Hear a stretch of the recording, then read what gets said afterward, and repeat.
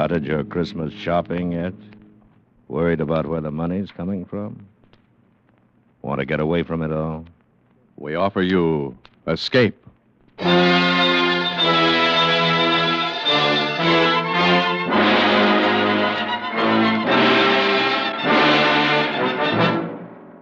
You were seated around a green felt table with a dozen desperate men, waiting for the turn of a card. If it's the ace of spades, you will be next. And you desperately desire the impossible. Escape. Escape. Produced and directed by William N. Robeson, and carefully plotted to free you from the four walls of today for a half hour of high adventure. Tonight we escape to London of the last century. A London of gas lights and hansom cabs. A London where a gentleman still valued his word of honor above his life. A London of which one terrifying incident is recorded by Robert Louis Stevenson in his unforgettable story, The Young Man with the Cream Tarts.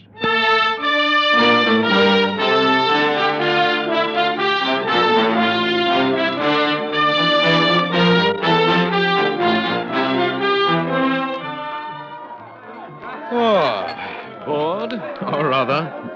City seems to offer little amusement tonight. Well, bottoms up. Let's be on our way. Righto. Your health. And yours. Gentlemen, please have a cream tart. It's absolutely free. My compliments. Madam, will you honor me? Sir, will you honor me? Well, now, what's this? A young man with a tray of cream tarts. He's giving them away. Perhaps one of the turns on the bill. Perhaps. Shall we go? Yes, Sir, let's. I pray you accept this confection, for if you do not, I'm bound to eat it myself. You must be crazy. I was never more sane. You refuse? I do. There's nothing for it. Well, my 27th tart since 5 o'clock. Now there are but two left. You, sir. Yes? Will you so far honor an entire stranger? It's really excellent pastry. I should know. I've eaten enough of them. It is not the nature of a gift that is important, but the spirit in which it is offered. The spirit, sir, is one of mockery. Mockery? And whom do you mock? Myself. However, my purpose at the moment is not confession, but rather distribution of these cream tarts. Won't you and your friend dispose of the last of them? Yes. Yes, on one condition.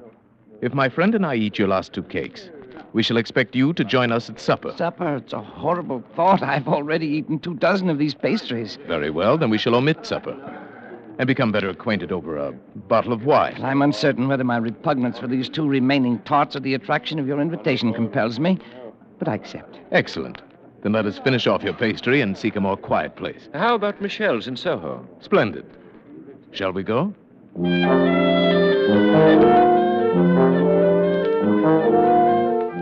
An excellent restaurant, excellent wine, and two excellent friends. I drink to your health. And we drink to yours.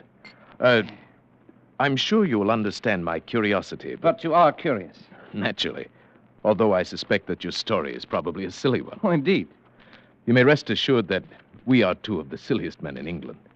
My name is Goodall, Theophilus Goodall, and my friend here is Major Alfred Hammersmith. I like you, Mr. Goodall. And you, Major Hammersmith, though I suspect those are not your right names. It is of no importance. Exactly, nor is my name, so I will not divulge it. Although I see no reason why I should deny you my story. It's brief and foolish. Pray tell us then. It's an oft-told tale. A modest fortune which I squandered in the usual ways at cards, the horse races in Paris. Then 2 months ago, I met a young lady exactly suited to my taste in mind and body. My heart melted. I was in love too late. Yesterday, my solicitor warned me that I had but £100 left in the world. 40 of these I used last night for a special purpose, and I have agreeably spent the day disposing of the remaining £60 in as foolish a manner as I could devise. And the future? The future has been taken care of by the £40. Is it not odd that we three should have met by the merest accident in so large a wilderness as London and be so nearly in the same condition? Yes. Major Hammersmith, I was thinking the very same thing. What's this? Are you two also ruined? Is this bottle of excellent wine the last folly, like my cream tarts? Very nearly so. I'm perhaps a week behind you. I still have a few banknotes in my wallet, however. Here now, this bill will take care of the bottle of wine, and the others I throw into the fire. Oh, no. You shouldn't have burned all of them. You should have kept £40. £40? Why? Why not 50 or 70? For to my certain knowledge, there were more than 100 in his wallet. It was only just 40 pounds he needed. But without them, there is no admission. The rule is strict. What do you mean? I have not yet completely emptied my pocketbook. You are not fooling me. You are indeed ruined men, like me. Oh, indeed. Could you muster 80 pounds between you? Well, let me look in my wallet. Yes, 80 and a little over. Then you are indeed most fortunate. 40 pounds each is the initiation fee of the Suicide Club. The Suicide Club? What the devil is that? The Suicide Club is death's private door. It's the ultimate convenience in our modern world. It exists for unfortunates like us. Those to whom the painful agony of corrosive poison is distasteful. For those whose courage fails them when the cold muzzle chills the forehead. For those whose fear of drowning is greater than their compulsion to die. For these sensitive misfits, the Suicide Club ranges every detail. If you're truly tired of life, I will introduce you tonight to a meeting, and I can assure you that within the week you will be relieved of the burden of living. What do you say? It's more serious than a cream tart, and I suspect more palatable. More serious, certainly. So I wonder if you would give Mr. Goodall and me 5 minutes alone to discuss it. Certainly. I shall wait outside. Your Highness, this adventure must stop here. Nonsense, Colonel Geraldine. I propose to see this through. See it through to what? Death? You forget your obligations, not only to yourself, but to your country. Prince Florizel of Bohemia cannot risk... Tonight I am plain Mr. Godard, and so I propose to remain. And please remember, Colonel Geraldine, under no circumstances are you to betray my incognito. But, Your Highness... We have survived graver adventures than this one promises to be. And now, Colonel Geraldine, let us pay our bill and accompany our young wastrel to death's private door.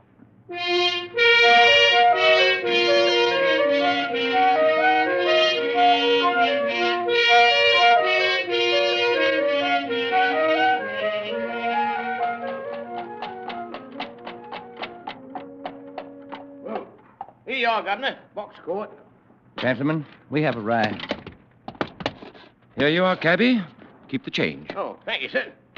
Come on. Get in. Well, Mr. Godard, Major Hammersmith, there is still time to change your minds. Lead on, sir. My mind's made up. And mine. Follow me then. As dark as a tomb. An apt and concise simile.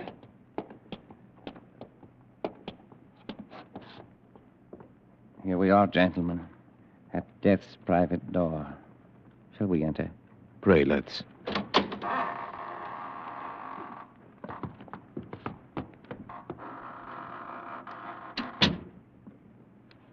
You may hang your things in here. If you'll be good enough to wait, I shall call the president.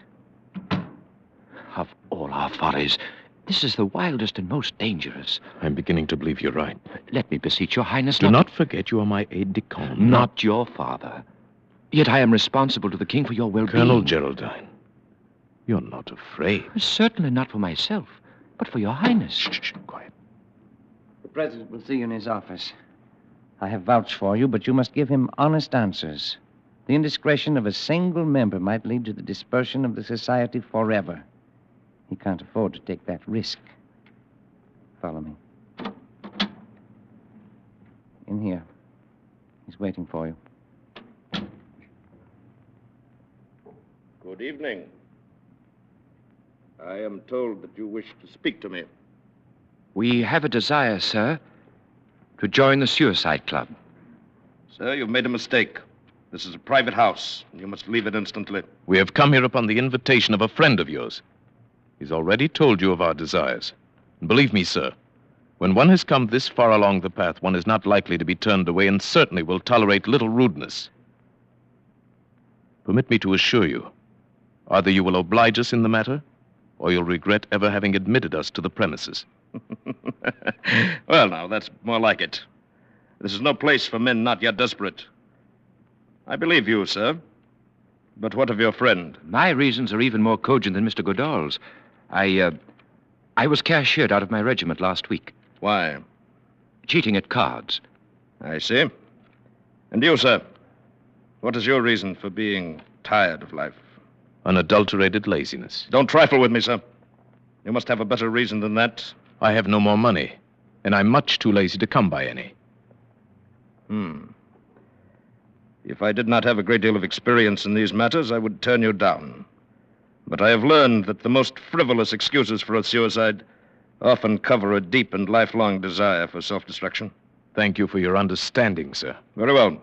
To business. I shall read you the oath of membership to which you will each subscribe.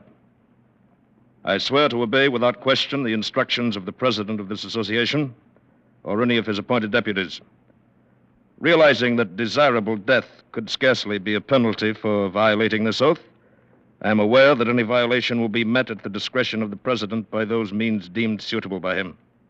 Namely, excommunication from the church, loss of whatever honor still attaches to my name, and/or, when necessary, violent reprisals against my bereaved family.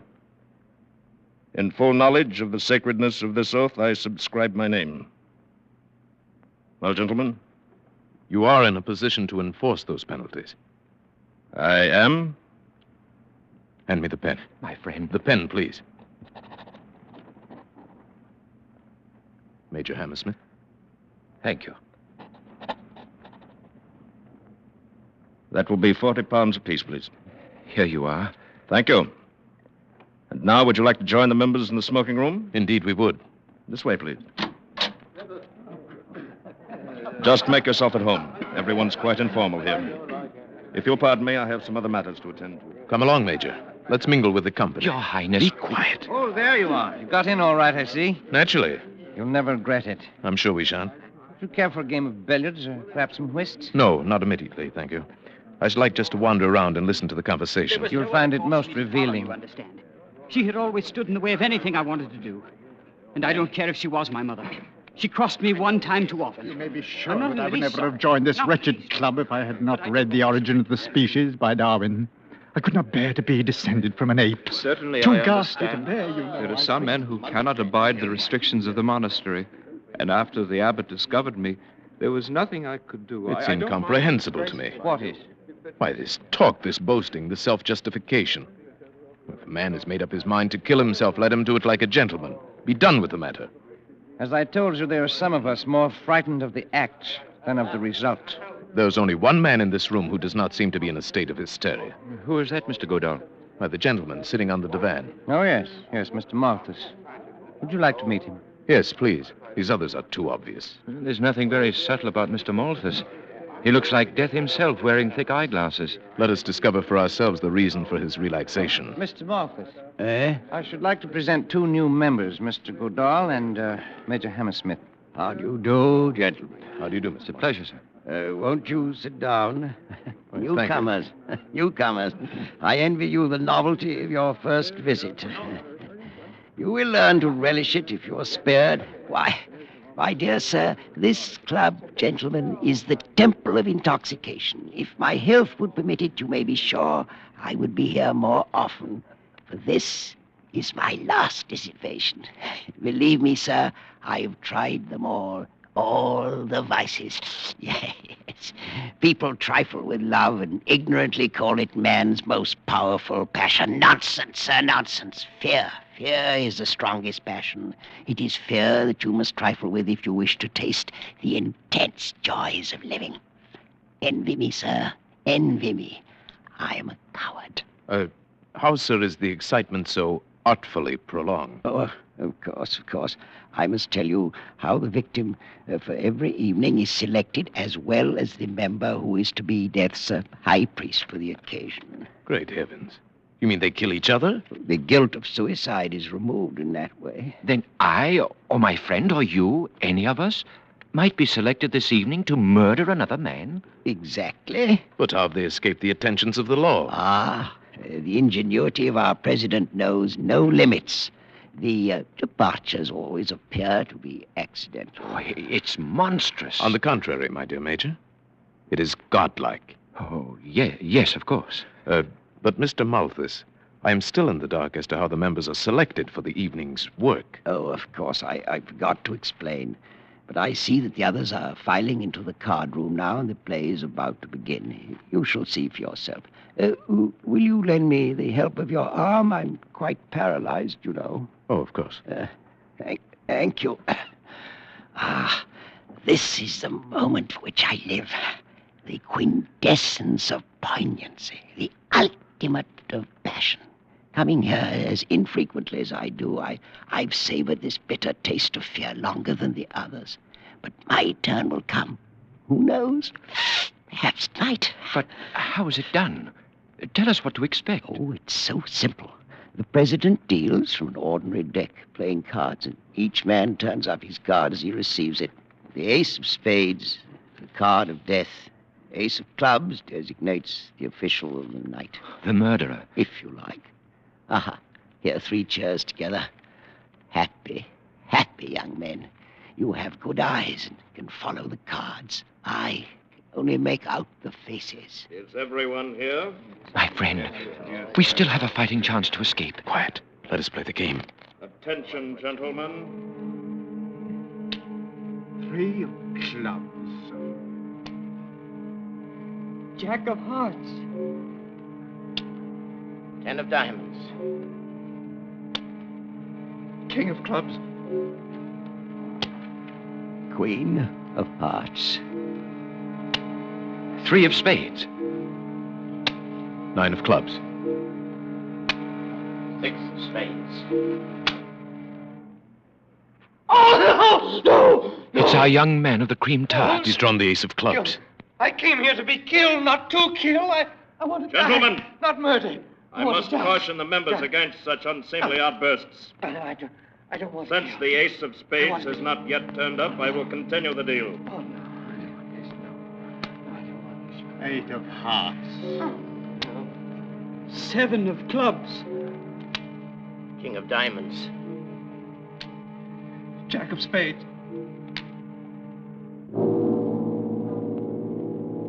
Ace of spades. Mr. Malthus. That concludes the play for the night, gentlemen. Will the member who drew the ace of clubs come to my office for his instructions?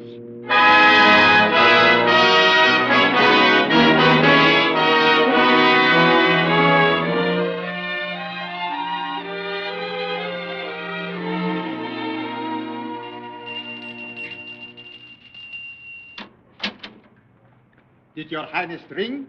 Yes. Good morning, Roderick. Good morning, sir. Oh, I shall have my breakfast in bed this morning. Yes, your highness. And Colonel Geraldine has been waiting for you to awaken. Oh, very well. Show him in. Thank you, your highness. Colonel, his highness will see you now.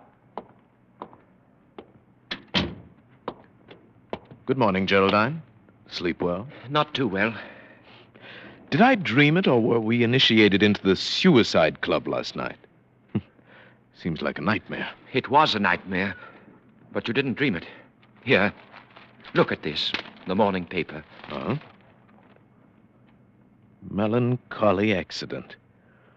This morning, about 2 o'clock, Mr. Bartholomew Malthus of 16 Chepstow Place, Westbourne Grove, on his way home from a party at a friend's house, fell off the upper parapet in Trafalgar Square, fracturing his skull. Death was instantaneous.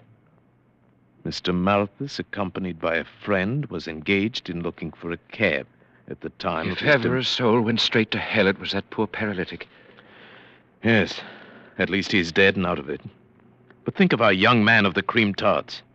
Last night, that lad was as innocent as you and I. This morning, he is a murderer. Well, thank heavens we're safely out of it. Are we? Oh, no. You're not going to return. I must. You are infected with a passion of fear just as poor Malthus was. Perhaps. Whatever it is. Tonight, once more, we take our places at the table of the Suicide Club.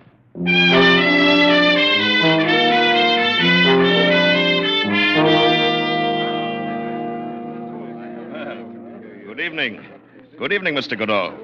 Back again to try your luck? Yes, indeed. And Major Hammersmith? Good evening. You are to be congratulated, sir, on the matter of Mr. Malthus. Very neatly handled. Thank you. But I shall miss poor old Malthy.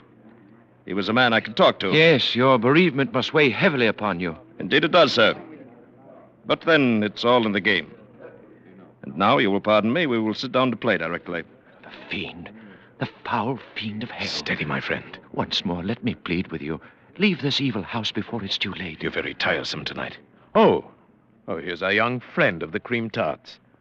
Good evening, old chap. Oh, Mr. Goodall, Major Hammersmith. Oh, how I wish I'd never brought you to this infamous place. Oh, leave. Leave while your hands are still clean. But our oath. We could not go back upon our oath. Well, renounce it. Forget everything. Let them do their worst, but leave. Leave before it's too late. Hey, if you could have heard the old man scream as I pushed him from the parapet, the crunch of his brittle bones as he thudded to the pavement. Yes, I perceive the dealing is about to begin. Shall we go in? Yeah. Mr. Goodall, if you have any kindness in your soul, wish the ace of spades for me tonight. There's nothing left for me but to die. Attention, gentlemen. 3 of hearts. Queen of spades. Ace of diamonds.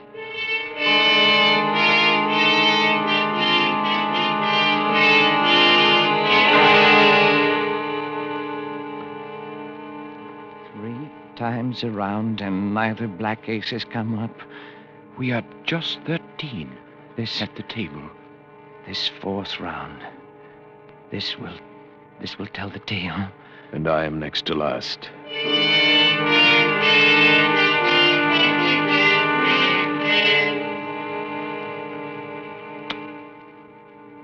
Ace of clubs!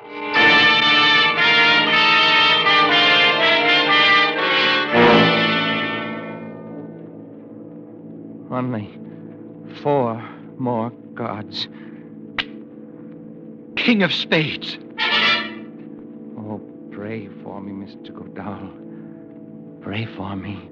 I have 1 chance in 3. Pray that I get the ace. 6 of diamonds. And now, I have 1 chance in 2. My friend, don't. Silence. Ace of spades. Very well. That concludes tonight's play, gentlemen. Oh, Mr. Goodall. I'd give $1 million if I had it for your luck. I would sell you this card for much less if I could. Well, Mr. Goodall, my congratulations. I am pleased to have met you, sir, and to have been in the position to do you this trifling service. At least you can't complain of delay. Yes. And now, before I leave forever, I should like to ask a question. A purely hypothetical question, of course, since I am not a man to go back upon my word. But you wonder what would happen if you did. If upon the turning of the card you had changed your mind and now wish to live? Precisely. Suppose my friend, Major Hammersmith, and I elected to ignore our oath. Suppose we began by tearing this place apart.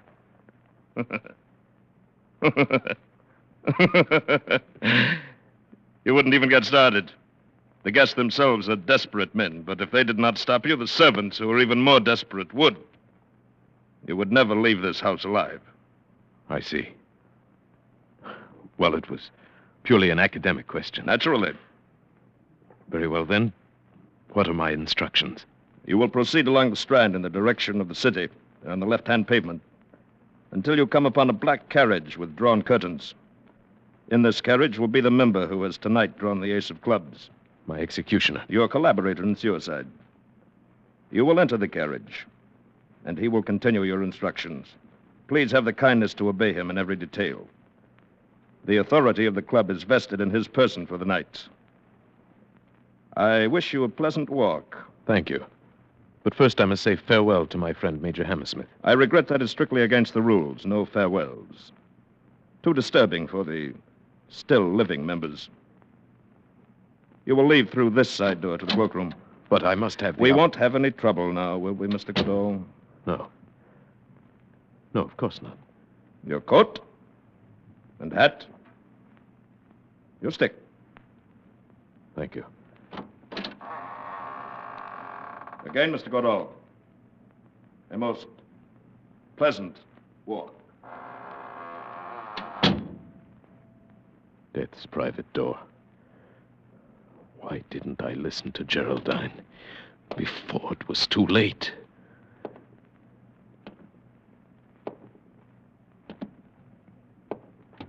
All right. Into the carriage. What is this? Advise you to be quiet if you know what's good for you. My instructions are to meet the coach in the Strand. You'll take this coach right now. Get in with you.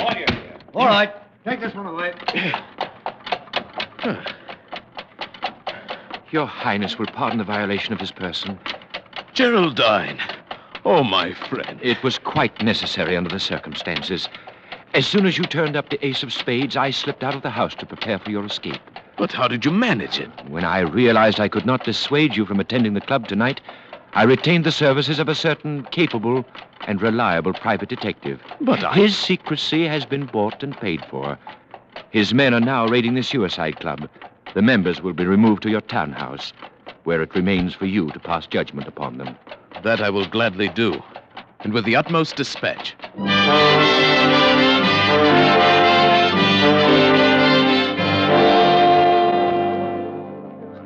What have they brought us here for? They didn't look like Scotland Yard men to me. What difference does it make? Perhaps this will be a quicker way out. Gentlemen, Why, that's my friend, Major Hammersmith. His Royal Highness, Prince Florizel of Bohemia. Why, that's Mr. Godot. Always thought there was something odd about those two.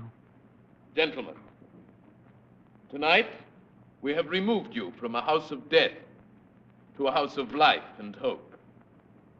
Those of you who have come to your present condition through lack of fortune will receive employment and remuneration from my treasury. Those who have been driven to this unnatural solution of their problems by the agonies of guilt must find amnesty from a power greater than mine. Power that eternally promises the forgiveness of sins, no matter how grievous.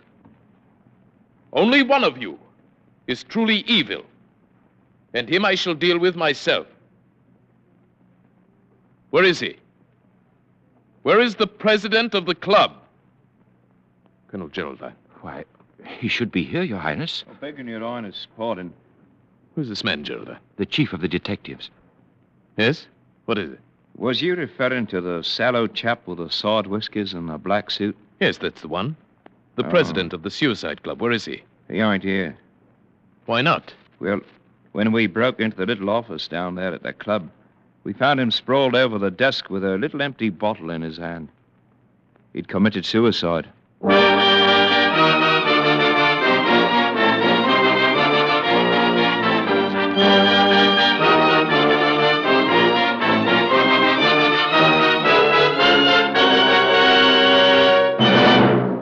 Escape is produced and directed by William N. Robeson, and tonight brought you The Young Man with the Cream Tarts by Robert Louis Stevenson, adapted for radio by Mr. Robeson, with Paul Frees as Prince Florizel, Bill Johnstone as Colonel Geraldine, and Barton Yarborough as the young man.